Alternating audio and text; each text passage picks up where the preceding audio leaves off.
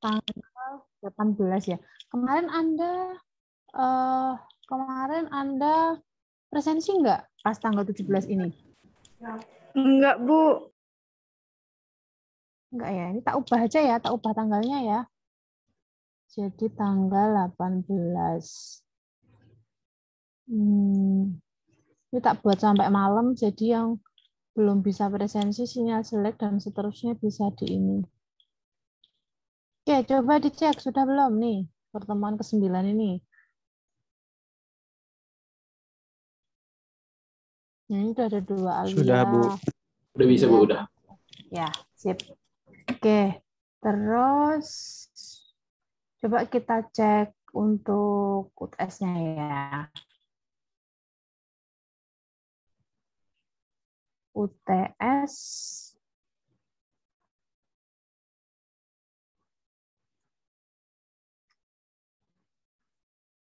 ini nilainya nih. Wow. Susah tau UTS-nya toh.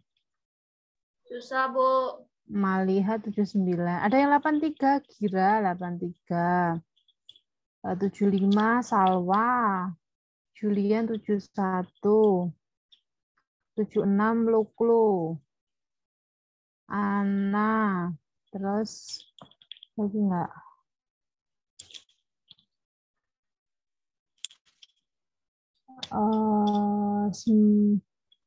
Mana sih? Oke ya, nanti dibantu dengan UAS dan tugas ya. Oke, di pertemuan kali ini teman-teman kita akan membahas mengenai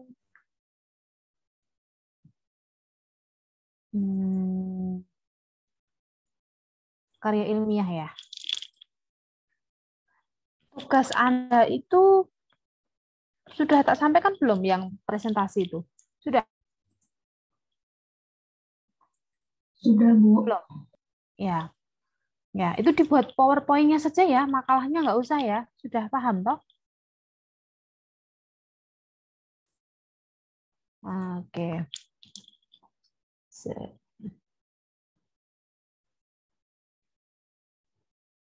Oke, tunggu sebentar. Nah ini, apa itu karya ilmiah teman-teman? Ya, kalau kita pahami materi Anda sampai ini ya, benar. Ini belum pernah saya sampaikan ya di kelas Anda ya. Bareng sama kelas yang lain kan ya. Oke, karya itu kan hasil kerja. Jadi makanya ada karya sastra, karya cipta, karya kriya, dan seterusnya. Karena karya itu hasil kerja. Jadi segala macam hasil kerja Anda, baik berupa jasa maupun barang, itu bisa disebut sebagai karya. Kalau dipikir potong rambut, itu kan juga hasil karya. Gitu kan. Cuma dia kan nggak berwujud benda. Dia berupa jasa. Gitu kan. Bahkan terapis itu juga, penyedia jasa itu dia juga sebenarnya berkarya, gitu kan. Kemudian ilmiah itu bersifat ilmu, teman-teman. Jadi ilmu di sini yang harus kita pahami adalah ilmu pengetahuan, ya, karena kita belajar mengenai konsep pengetahuan.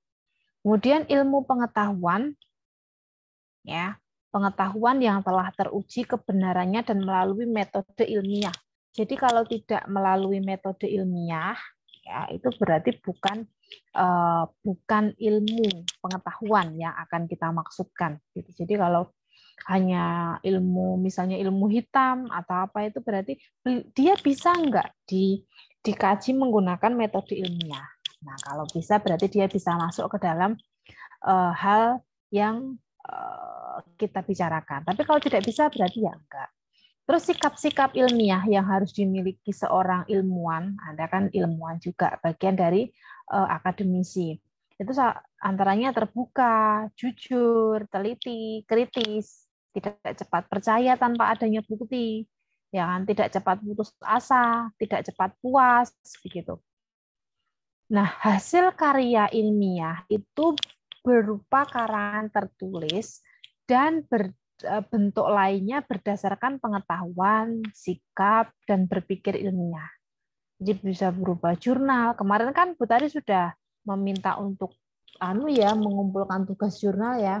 Coba kita lihat 1A. Jurnalnya tugas yang ke-8. Nah, ini sudah ada 40 yang belum 5 orang gitu kan. Nah, ini sudah. Nah, makanya sebelum masuk di materi ini sudah saya minta Anda untuk membaca jurnal terlebih dahulu, untuk mereview jurnal, untuk meringkas isi jurnal begitu. Nah, kemudian masuk ke sini. Berpikir ilmiah itu merupakan cara berpikir rasional dan empirik. Jadi, yang namanya berpikir ilmiah itu harus rasional. Rasional itu masuk akal. Empirik itu sesuai dengan kenyataan.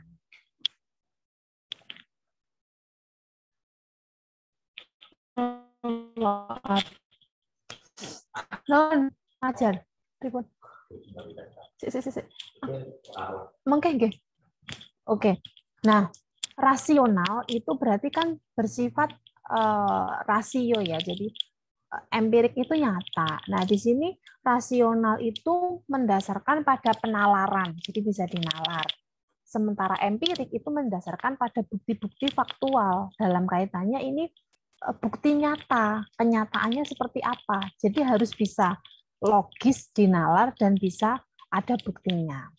Nah, kita masuk ke poin kelima ya, berpikir ilmiah itu ada 2 macam. Yang pertama deduktif, yang kedua induktif. Nah, di sini teman-teman yang perlu diperhatikan adalah jenis penelitian. Saya tidak tahu apakah sudah dapat dari dosen yang lain berkaitan dengan jenis penelitian kuantitatif dan kualitatif. Karena Anda orang anestesi, ya anestesiologi, itu biasanya ada uji coba atau hipotesis. Biasanya menggunakan ini, berpikir deduktif. Jadi sampel A digabung dengan sampel B, apakah terdapat perbedaan antara penggabungan sampel A dan sampel B? Atau misalnya sampel A sekian persen, sampel B sekian persen. Apakah terdapat perbedaan dan seterusnya? Itu biasanya menggunakan pola pikir ini. Ya, kesimpulan dari umum ke khusus berdasarkan penalaran. Jadi hasil hipotesisnya berbeda dengan yang kualitatif. Kalau kualitatif itu pernyataan atau fakta khusus menuju fakta umum berdasarkan pengalaman di lapangan atau empirik. Jadi hasil kesimpulan umum gitu. Ini biasanya digunakan untuk penelitian kualitatif gitu. Kemudian masuk ke jenis karya ilmiah.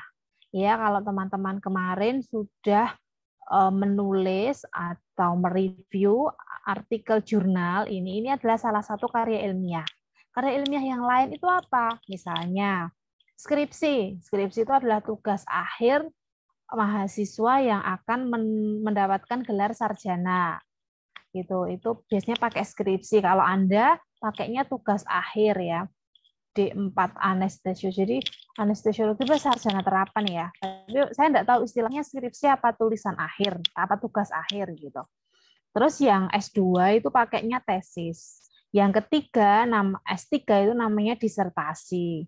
Kemudian ada laporan penelitian dan ada makalah seminar. Nah, teman-teman kemarin sudah berusaha membaca, mencari, dan mereview artikel jurnal ini.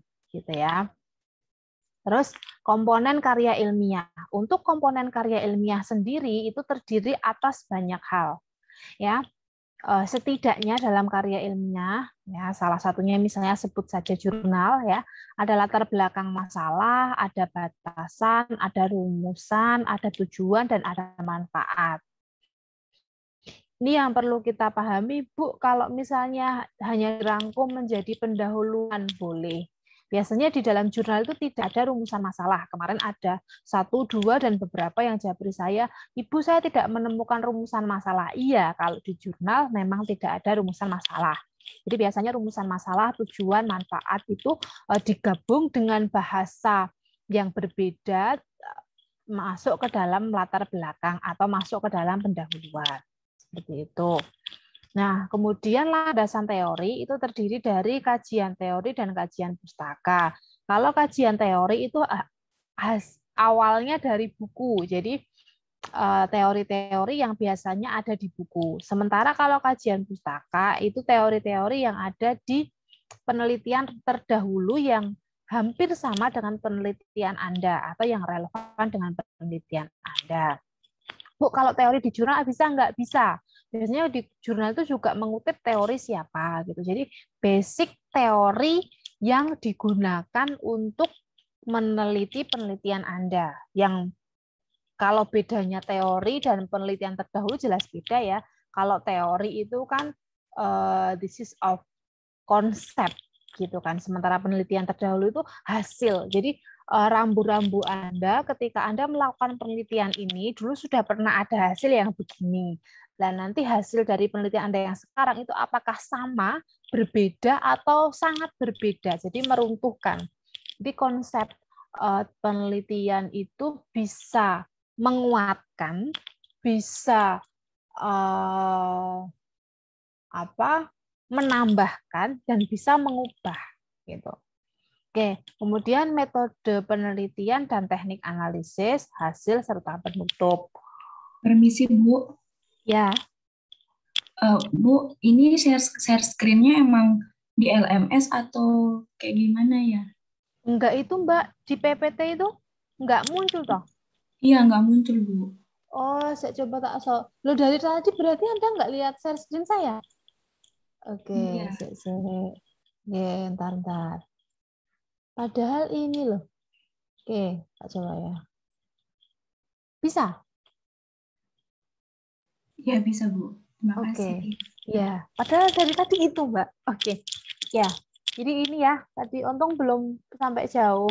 Tadi ini tentang rasional, kemudian tentang berpikir ilmiah. Nanti tak kirimkan apa PPT-nya saya kirimkan nanti ya. Terus kita masuk ke ini tadi. Astagfirullahaladzim, saya agak kurang tidur ini teman-teman. Beberapa hari ini saya lembur makalah ya, sama dengan mahasiswa, dosen itu juga punya beban untuk membuat makalah. Senin besok saya ke Jakarta, ada undangan Badan Bahasa dan Istana Negara ya untuk mempresentasikan berkaitan dengan bahasa Indonesia bagi penutur asing. Jadi saya membuat materi ajar untuk para mahasiswa asing yang ada di Indonesia. Doakan lancar ya. Jadi beberapa hari itu ngelembur itu. Jadi kalau siang ngajar, malam ngelembur materi. Alhamdulillah sudah selesai. Cuma ini tinggal persiapan berangkatnya. Senin saya berangkat. Jadi nanti nggak tahu kalau hari Kamis itu sudah pulang atau belum. Kalau belum nanti kita bisa reschedule gitu ya. Cuma ngantuknya pas ngajar jadi kelihatan ngantuk, kelihatan lelah. Nggak apa-apa ya, dimaafkan ya. Oke. Nah, kita masuk ke yang 8 ya. Tentang abstrak. Jadi, Anda kemarin kan sudah melihat tuh.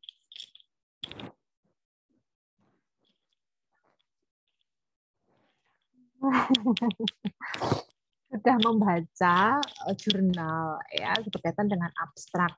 Abstrak itu setidaknya berisi tujuan, metode, hasil, dan kata kunci. Abstrak itu Anda jumpai di awal dari jurnal. Walaupun di awal dia ditulis paling akhir. Gitu, karena berisi tadi hasil penelitian. Hasil penelitian baru bisa dirumuskan setelah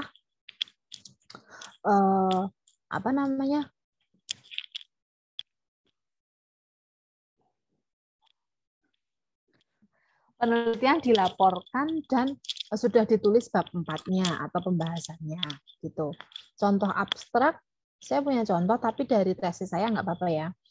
Ini di sini ya setidaknya abstrak itu ada tujuan, ini tujuan. Kemudian ini adalah analisis datanya sampai sini. Ya. Terus hasil ini hasilnya.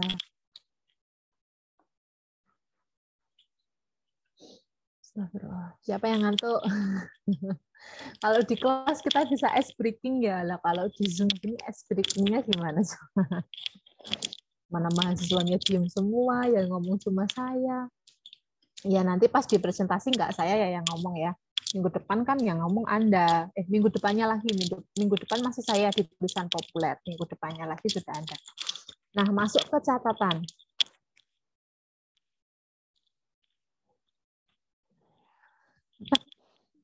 Kamis itu ada 4 kelas. Anda adalah kelas ketiga dan semalam saya lembur. So, nah catatan judul tidak sama dengan topik atau permasalahan. Jadi judul itu lebih simpel dari topik. Nah, gini, dalam hal besar itu ada tema. Di dalam tema itu ada topik, di dalam topik itu ada judul. Paham? Paham ya? Ini misalnya kalau temanya kesehatan, topiknya kesehatan organ intim misalnya. Judulnya pemeliharaan kesehatan organ intim melalui apa ya? Penggunaan serum X misalnya kayak gitu. Nah, kemudian nyatakan permasalahan dalam bentuk kalimat tanya terbuka. Jadi bukan jawabannya ya apa tidak. Misalnya begini, apakah? Nah, itu kan biasanya jawabannya ya atau tidak. Tapi bagaimanakah cara pemeliharaan organ intim dengan menggunakan serum X misalnya? Loh, berarti kan dia jawabannya nanti panjang. Jadi dia bisa membentuk suatu kalimat terbuka. Jadi kalimat apapun bisa masuk ke sana, tidak hanya iya dan tidak. Maaf, coba tak minum. Saya boleh ambil kopi sebentar? Sebentar ya. Boleh, Bu. Iya, Bu, boleh, Bu.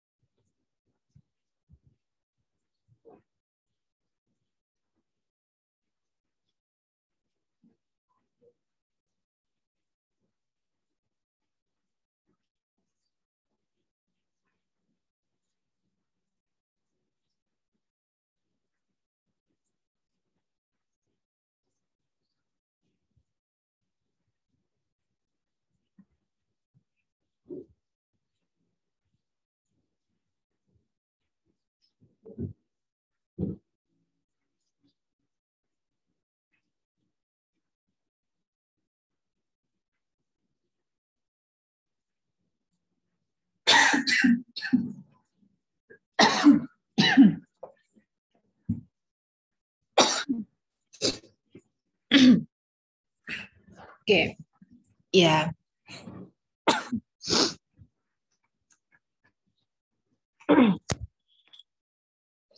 Apakah tugas-tugas Anda juga banyak, teman-teman? Tugasnya banyak enggak? Banyak, Bu.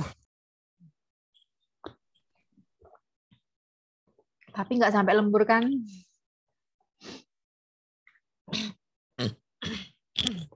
Oke, nah masuk lagi ya. Bismillah. Hindari kata-kata tidak baku. Jadi jangan menggunakan kata gak, misalnya tapi bisa pakai tetapi ya gitu. Terus enggak misalnya. Nah, hindari kata-kata seperti itu karena kita menggunakan bahasa Indonesia yang baik dan benar. Kemudian hindari kata pengaruh kecuali memang Anda sedang melakukan penelitian eksperimen ya. Atau dalam katanya misalnya gini, pengaruh lidokain terhadap anestesi epidural pada ibu menyusui misalnya. Berarti ada treatment atau ada perlakuan Anda kepada si ibu itu. Nah, kayak gitu. Jadi kalau pengaruh itu ada eksperimen, ada sebuah cara yang Anda berikan ke ibu itu.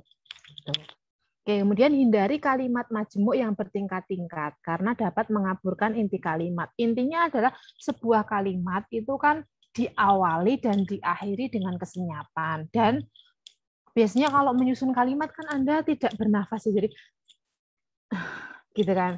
seolah-olah memang berbicara. Nah, kalau kalimatnya itu sudah lebih dari 3 baris, saya yakin itu pasti maknanya kabur. Kadang mahasiswa itu nyusun kalimat sampai 6 baris tanpa titik, tanpa koma. Jadi ini tuh maksudnya apa? Panjang sekali. Mendeskripsikan mengenai penelitian ini membutuhkan beberapa hal yang diantaranya memuat modul-modul serta panjang banget. Nah, itu bisa Anda pecah menjadi 2 atau 3 kalimat, bahkan 4 kalimat itu.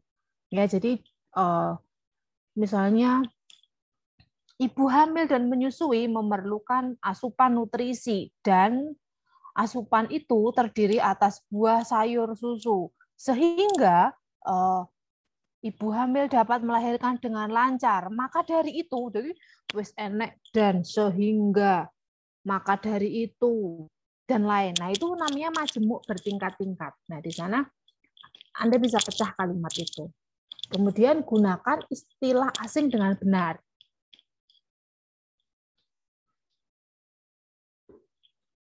Dalam penulisan dalam bahasa Indonesia itu istilah asing maupun istilah bahasa daerah itu dicetak miring ya. Misalnya memang ada istilah-istilah yang tidak bisa di-Indonesiakan atau belum ada istilahnya dalam bahasa Indonesia gitu kan. Atau Anda harus menggunakan bahasa asing. Misalnya sebuah istilah dalam anestesi apa ya yang asing ya? Atau istilah-istilah kedokteran kan banyak yang Latin ya, itu silakan dicetak miring gitu. Kemudian buatlah kutipan dengan benar agar terhindar dari penjiplakan. Jadi teman-teman, kalau metode kuantitatif itu plagiasinya maksimal 50%, tapi kalau kuantitatif itu 50%, kalau kualitatif itu 20%. Jadi ketika Anda menulis, itu dicek namanya Turnitin kalau di tempat kami. Jadi alat untuk mengecek plagiasi. Saya belum tahu apakah di ITS itu dosen-dosen Anda sudah mewajibkan Anda untuk mengecek makalah Anda ke Turnitin atau belum? Untuk mengecek plagiasi. Belum, Bu. Oh iya, kemungkinan nanti ya di semester 3 atau 5 atau setidaknya skripsinya lah atau tugas akhirnya itu wajib dicek Turnitin gitu. Jadi saya beberapa kali misalnya mau menyajikan makalah dicek Turnitin masih kemarin ada yang 36, ada yang berapa gitu harus parafrase lagi. Parafrase itu mengubah kalimat tanpa mengubah artinya, gitu kan. Nah, kemudian jangan lupa membuat daftar gambar dan daftar tabel jika memang itu ada. Terus jangan membuat kalimat tanpa subjek. Jadi usahakan selalu ada subjeknya, karena dalam bahasa Indonesia maupun dalam bahasa Inggris, kalau kalimat lengkap itu minimal ada subjek dan predikat gitu. Oke. Kemudian tulislah kata asing dengan benar dengan huruf miring. Ini masih ada kaitannya dengan poin ini tadi. Terus pendahuluan dan landasan teori jangan sampai mendominasi laporan. Jadi misalnya teman-teman membuat makalah atau laporan jumlahnya 20 halaman total gitu ya. Jangan sampai pendahuluan dan landasan teori itu 15 sendiri, pembahasannya cuma 5 lembar. Nggak boleh ya. Jadi yang namanya pembahasan itu jantungnya penelitian. Gitu, jantungnya laporan. Jadi pembahasan harus lebih banyak, setidaknya setengah dari total jumlah halaman yang ada. Sampai sini ada pertanyaan, silakan. Pertanyaan dulu.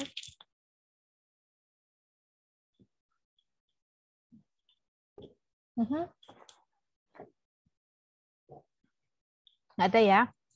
Kita masuk ke format artikel ilmiah. Walaupun pada dasarnya berbeda-beda, ya formatnya, bisa kajian teorinya nggak ada, di skip tapi masuk ke pendahuluan.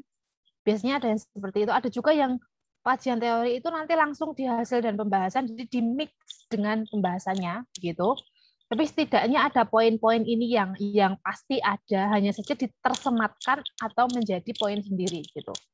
Yang pertama ada judul jelas, yang kedua abstrak seperti yang sudah saya tugaskan, yang ketiga pendahuluan, yang keempat teori, ada metode, ada hasil pembahasan, ada simpulan dan daftar pustaka. Nah, ini sudah ya kemarin ya terkait dengan jurnal. Terus kelompok mahasiswa memang sudah dibentuk ya? Sudah kan? Sudah tugaskan untuk bentuk?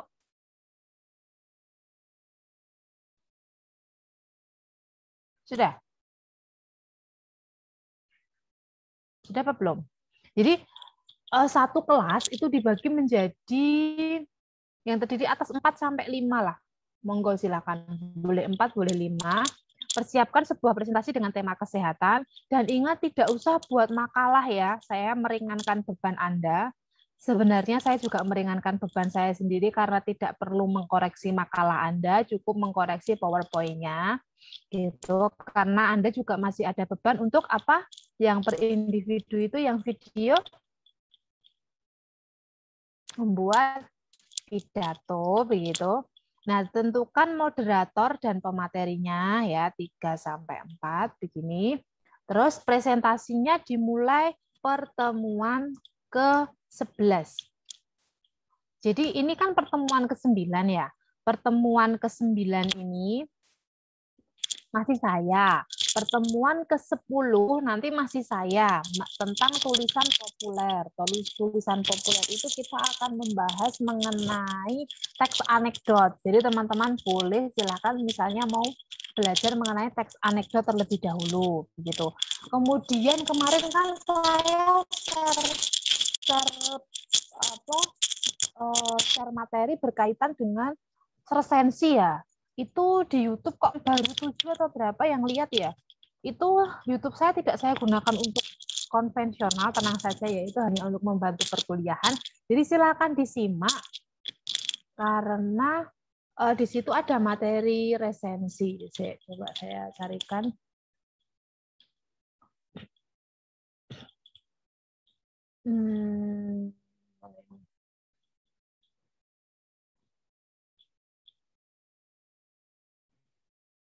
Video Anda.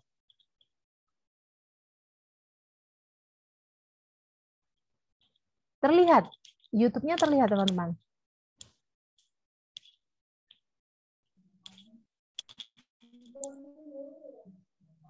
Nah,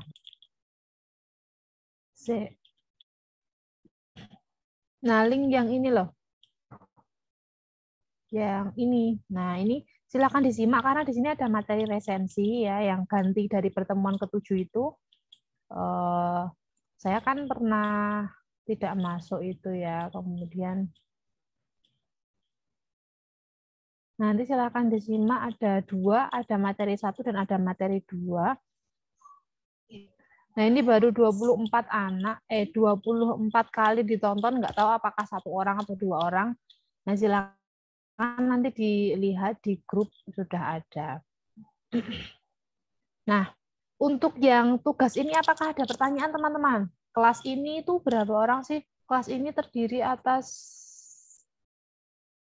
45 ya? 5 kan? Betul, 45.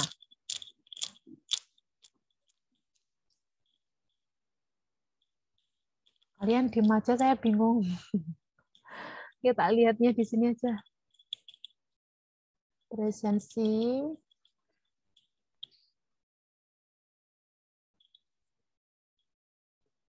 Ih, 18. All student-nya 45 betul ya? 43, Bu. 43. 43 dibagi menjadi berapa? Tuh 8, 9 kelompok ya. Ada yang 4, ada yang 5 gitu ya, teman-teman ya. Jadi ada yang 4 kelompok, ada yang 5 kelompok, ada 9 kelompok, berarti pertemuan ke-11, 12 gitu, karena 13 dan 14 kita gunakan untuk video, untuk pidato, maaf. Nah, ini pertemuan 11 dan 12. Jadi pertemuan 11 itu 5 kelompok yang presentasi. Ya, pertemuan 12 itu 4 kelompok. Dibuat animasi semenarik mungkin, silahkan. Gitu, presentasi di Zoom seperti ini ya. Jadi tak tulis meneh ning kene ya engko salah meneh. Jadi hanya PPT, tidak pakai makalah. Gitu ya teman-teman ya. Setuju nggak? Kalau nggak setuju pakai makalah nih. Setuju, Bu? Setuju, Setuju, Bu. Bu. Setuju, Bu. Oke. Ya, Gak sama kalah, Bu. ya nggak usah ya. Tani. Ya, kan Anda juga butuh liburan ya, ya nggak? Iya, Bu. Oke. Nah ini untuk gitu ya. Jadi pertemuan 10 nanti masih dengan saya, tulisan populer minggu depan. Minggu depannya lagi harus sudah siap ya. 5 kelompok di pertemuan 11, 4 kelompok di pertemuan 12. Terus di bawahnya ini adalah persiapan sebuah pidato dengan tema bebas. Pidato setelah presentasi kelompok selesai. Pidato bersifat individu, jadi nggak boleh bareng-bareng, ya. Terus di-upload di YouTube. Maunya YouTube pribadi apa YouTube kelas?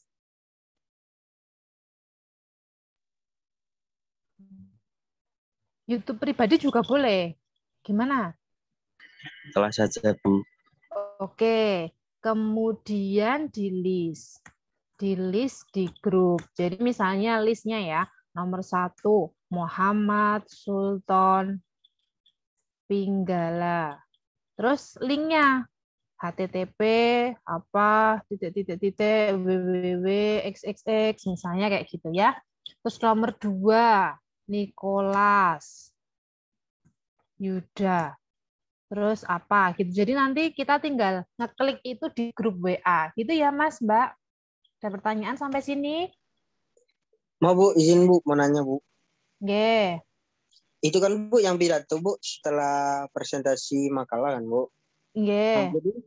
jadi yang untuk pidato itu kita bikin video dulu, terus kita tampilin pas Zoom waktu habis presentasi, atau pas habis presentasi itu live gitu Bu, tapi di record Zoom-nya nanti baru upload ke YouTube.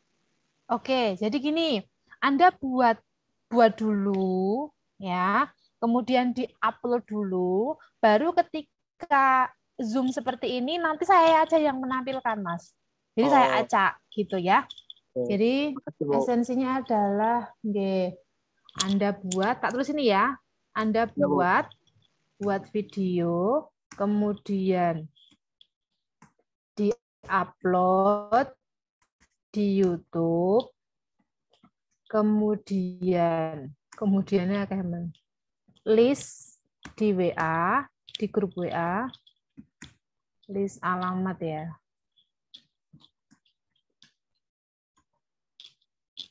Kemudian kuliah Zoom, kemudian putari acak untuk di share screen di Zoom. Gini ya. Ini ya teman-teman ya. Ada pertanyaan lagi? Boleh? Nah, untuk ini itu pertemuan 13 dan 14 ya. Berarti kan ini jumlah total 43 ya. Berarti pertemuan ke-13 itu 23 orang. Pertemuan ke-14 itu 20 orang. Begini. Begini ya, teman-teman ya.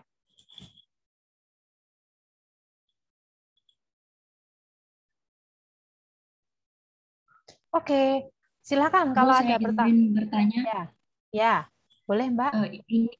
Ini mengenai tugas yang PPT. Di PPT-nya itu cantumin materinya aja atau dimasukin juga latar belakang, rumusan masalah, tujuan yang kayak gitu. Oke. Kalau saran saya ya, kan hanya 7 slide toh. Slide pertama judul, nama kelompok, dan identitas Anda. Identitas itu ya berarti mahasiswa ngendi ngono kuwi. Terus slide kedua latar belakang ya. latar belakang masalah. Udah nggak usah ada rumusan, nggak apa-apa. Tapi kalau mau dikasih, diletakkan sekalian di slide kedua. Slide ketiga sampai ke-7 adalah materi. Gitu Mbak ya. Gitu. Jadi misalnya mau ditambah ada rumusan masalah, ada tujuan, ada apa, letaknya di sini. Jika mau tambah rumusan dan tujuan, letakkan di sini. Oke. Ya, gitu Mbak. Terima kasih pertanyaannya mencerahkan yang lain. Masih ada teman-teman? Bu, kalau slide-nya nggak muat, nggak bisa ditambah jadi 8 slide, Bu. Malah nganyang. Ya, boleh lah. Tapi jangan banyak-banyak ya. Maksudnya tambahnya 1 aja lah. Misalnya nggak muat ya oke, boleh 8. Gitu. Iya, Bu. Terima kasih, Bu. Sama-sama. Masih ada? Saya Bu mau bertanya Bu. Ya, Mas Nikolas. Terkait pidato itu Bu, apakah boleh saat kita berpidato itu kita tambahkan kayak video latar, background, dan editan sedemikian rupa sekira videonya itu menarik Bu? Ataukah pidatonya itu harus murni pidato aja Bu? Wajah kita yang kelihatan, kayak nggak ada apa-apa itu Bu? Gimana Bu? Makasih pertanyaannya, pertanyaan bagus. Jadi boleh ya, terserah mau pidatonya dalam formal, mau non formal, mau seperti apa boleh, bahkan ceramah pun juga boleh gitu. Intinya adalah Anda berani ngomong di depan orang gitu kan, dalam artian kita kan nggak bisa tatap muka ya, kalau pidato biasa itu kan biasanya saya panggil kemudian ngomong di depan teman-teman banyak gitu, karena ini online. Jadi boleh silakan, mau setengah badan tok kelihatan ke atas boleh, mau 1 badan boleh, mau ditambah animasi yang hidup-hidup juga boleh, mau ceramah kayak Agim atau kayak Ustadz Hurai Shihab di kebun atau di tempat-tempat yang lain boleh, mau dikasih teks bawahnya juga boleh. Jadi Bu, saya yakin pidato saya bagus tapi tak kasih teks di bawahnya itu loh. Teks berjalan biar lebih jelas juga boleh. Jadi silakan Anda sekreatif mungkin ya, apalagi kan ini Anda itu anak-anak milenial, kreativitasnya tanpa batas. Jadi saya harapkan saya tidak membatasi Anda apapun gitu ya. Jadi pidato Anda boleh formal, boleh non formal, boleh setengah badan, boleh sebadan, boleh pakai animasi, boleh di kebun, boleh di kamar, boleh. Bu, saya mau bahas mengenai pemakaman, apakah saya boleh di makam juga boleh. Bu, saya mau bahas mengenai negara, apa saya boleh di istana negara, boleh, pokoknya bebas gitu. Jadi bahkan inginnya saya adalah hasil dari video pidato Anda itu ditonton oleh banyak orang begitu. Jadi biar tidak hanya sekedar untuk tugas aja gitu, tapi untuk pengalaman Anda. Apalagi di era YouTube yang kayak gini kan, ini bisa menjadi kenangan yang disimpannya itu bukan dari memori kita, tapi juga memori bersama, memori kolektif bersama, yang bahkan anak cucu Anda besok bisa lihat kan, gitu kan. Hanya untuk klik satu alamat aja. Begitu luar biasanya kita hidup di zaman ini ya untungnya. Jadi bisa cuma diklik aja misalnya video pidato Nikolas, wah kan tetap ada walaupun puluhan tahun yang lalu gitu. Saya jadi ingat momen di mana dulu waktu saya SMA itu sudah sekian puluh tahun yang lalu, SMP. Kemudian dulu kan belum ada YouTube ya, dan tidak seperti sekarang. Tapi kan dulu ada video study tour itu loh. Nah, itu belum lama diunggah sama teman-teman di YouTube. Terus saya jadi senyum-senyum sendiri melihat wajah saya yang masih polos, masih kaku, tidak berani senyum, dan seterusnya. Karena kan dulu cupu banget kayak gitu. Jadi menjadi memori kolektif yang indah. Nah, makanya ini saya harapkan tidak hanya sekedar perkuliahan, tapi juga menjadi pembelajaran Anda, mungkin menjadi manfaat untuk orang-orang lain juga yang menonton video Anda. Kayak gitu nggak Mas Nikolas ya? Jadi bebas, boleh silahkan. Baik Bu, terima kasih Bu. Sama-sama. Masih ada lagi teman-teman yang lain? Bu, izin bertanya Bu. Ya. Untuk tugas makalah yang PPT itu kan 2 pertemuan ya Bu ya? Itu apakah cukup waktunya Bu? Atau tidak ada pertanyaan dari kelompok lain Bu? Oke, seandainya nanti ada pertanyaan, itu pertanyaannya di list di WA saja, Mbak. Jadi dijawab dengan voice note begitu. Yang Zoom ini khusus untuk presentasi saja begitu.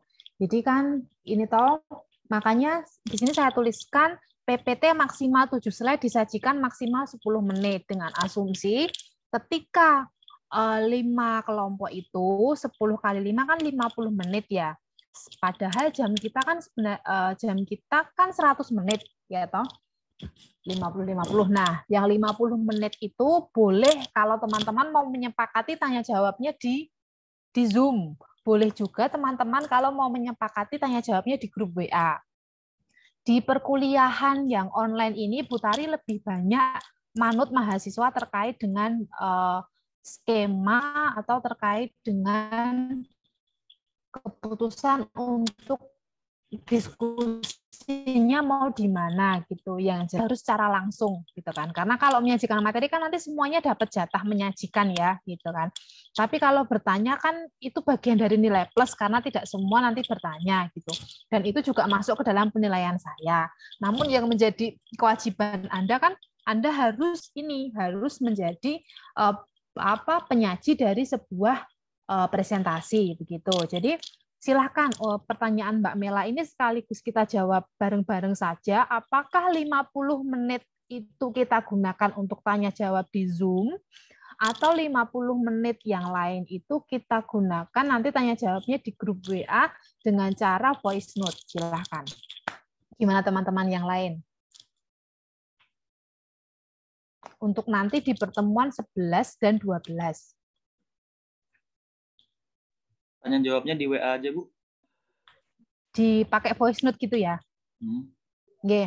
Nah, kalau tanya jawabnya di WA itu Bu Tari maunya pakai voice note, jadi tidak tulisan ketikan ya. Kalau tulisan ketikan kan pertanyaan kok internet, jawabannya pun dimasukkan gitu kan. Kalau pakai voice note, setidaknya kan Anda baca itu dari internet itu, kalau misalnya nyarinya memang di internet gitu kan. Anda baca, terus teman yang lain juga mendengarkan suara merdu Anda, begitu, biar ada diskusi di sana. Gitu nggih Mbak Mela nggih? Ya Bu, terima kasih Bu. Sama-sama. Masih ada yang lain teman-teman?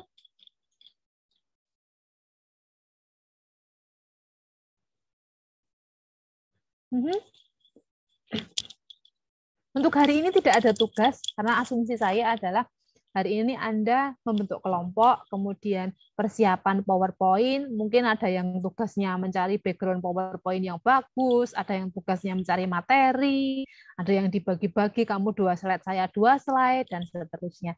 Silakan monggo gitu. Mau gimana? Yang jelas adalah yang namanya perkuliahan tidak bisa selalu individu ya. Dari sini Anda belajar bagaimana berkelompok, dan yang tidak saya rasakan dari Anda adalah berkelompok secara virtual itu rasanya seperti apa, saya belum pernah begitu. Jadi kuliah saya dulu tidak pernah virtual, jadi misalnya kelompok kan habis pulang kuliah terus ayo kita kelompokan di perpus apa di mana gitu kan. Nah kalau ini kan Anda enggak, apakah video callan lewat HP atau gimana, tapi harapan saya jangan 1 orang yang mengerjakan ya, karena mbok yo ada mesak kene gitu loh. Terus kan gimana ya gitu. Jadi silahkan tetap yang namanya pekerjaan kelompok dikerjakan secara kelompok begitu.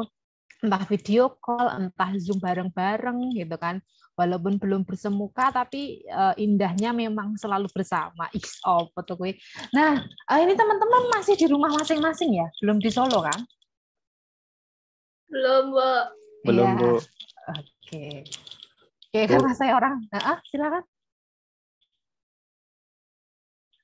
Kenapa, Mas?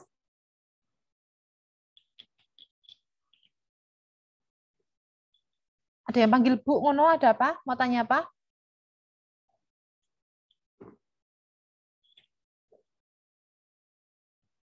Ya, nggak jadi. Oke, nanti ketika presentasi saya harapkan semuanya sudah berpakai, walaupun atasnya jilbaban, bawahnya terserah, atau yang laki-laki setidaknya kepalanya kelihatan gitu ya. Jadi ketika Anda nanti presentasi, saya harapkan semua buka kamera ya teman-teman ya. Jadi saya biar tidak seperti sendirian. Jadi beberapa kali ini, beberapa pertemuan ini ya, biasanya saya tuh ngomong sendiri, terus nggak ada yang jawab, ya toh. Saya tuh bingung gitu. Jadi aku ngomong apa? Beda kalau di kelas ya. Kalau di kelas kan saya tatap muka, melihat wajahnya Mbak Mela, Mas Nikolas, Mas Sultan, atau teman-teman yang lain gitu kan. Tahu ekspresinya kayak apa. Lah kalau kayak gini, wis ora ketok, ngomong dewe, terus sudah paham ya, diam semua gitu kan. Oke, nah tapi semoga tidak mengurangi esensi. Nah nanti baru saya bisa melihat wajah Anda dengan jelas itu di video ya, di video di pidato itu adalah salah satu cara saya untuk melihat kemampuan berbahasa Anda, kemampuan berbicara Anda gitu kan, kemampuan Anda untuk mengungkapkan sesuatu gitu. Dan saran saya boleh pakai teks tapi jangan terpaku sama teks. Jadi untuk poin-poinnya aja, misalnya Anda mau menyampaikan pidato tentang kematian misalnya. Poinnya A, B, C, D, atau pidato ini aja Bu, saya mau kultum kuliah 7 menit karena kan durasinya juga kurang lebih 7 menit Bu. Saya mau memberitahu mengenai sufi atau mengenai santri di Indonesia atau mengenai moderasi beragama. Anda tulis poin-poinnya. Jadi tidak terpaku pada teks gitu, tapi benar-benar Anda sedang ngomong di depan orang banyak ya, menguji public speaking-nya. Begitu nggih, teman-teman nggih? Ya, Bu. Nggih. Ya, kita cukupkan? Cukup ini? Cukup, Bu. Alhamdulillah. Sudah waktu 15 menit untuk istirahat. Karena setelah ini masih satu lagi. Ya, kita cukupkan membaca hamdalah. Alhamdulillahirabbil alamin.